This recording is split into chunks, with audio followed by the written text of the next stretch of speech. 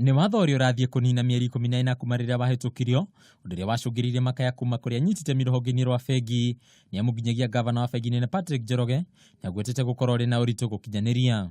Frankly, the interest rate caps are sort of a red herring, as we say, because yes, those caps will go eventually. It's not so much if, but rather when.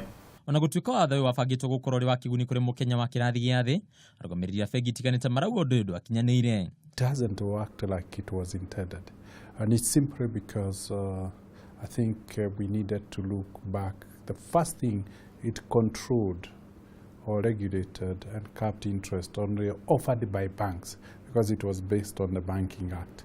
Harĩ bengi nene iria ihutĩtio mũno nĩ watho ũyũ, nĩ bengi ya Standard Chartered ĩkĩnyihia faida yayo na gĩcunjĩ kĩa 38 harĩ igana, Barclays na gĩcunjĩ kĩa 12 harĩ igana, Cooperative ĩkanyihia faida yayo na gĩcunjĩ kĩa 9.5 harĩ igana, DTB na gĩcunjĩ kĩa 3.7 harĩ igana, na bengi ya Equity ĩkanyihia faida yayo na gĩcunjĩ kĩa 3 harĩ igana.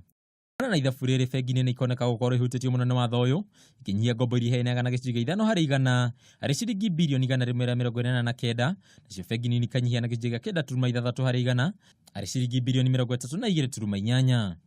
Kwa ihinda rĩrĩ mũkenya wa kĩrathi gĩa thĩ akoneka gũkorwo hairũ, nĩ amu bengi itiganĩte rĩu iracũngĩrĩrio gũkombera thirikari, mwaka ũyũ ngombo kũrĩ thirikari ikĩongerereka na gĩcunjĩ kĩa 6 harĩ igana.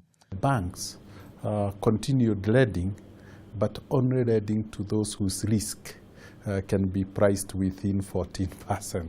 Rĩu maitho mothe merekerio mwaka-inĩ wa 2018 rĩrĩa bũrũri werekeire kũingĩra watho-inĩ wa kĩmabũrũri wa kũramata mabengi ũrĩa ũĩkaine ta IFRS, ũrĩa ũrarutithio wĩra mabũrũri-inĩ 200 thĩinĩ wa thĩ.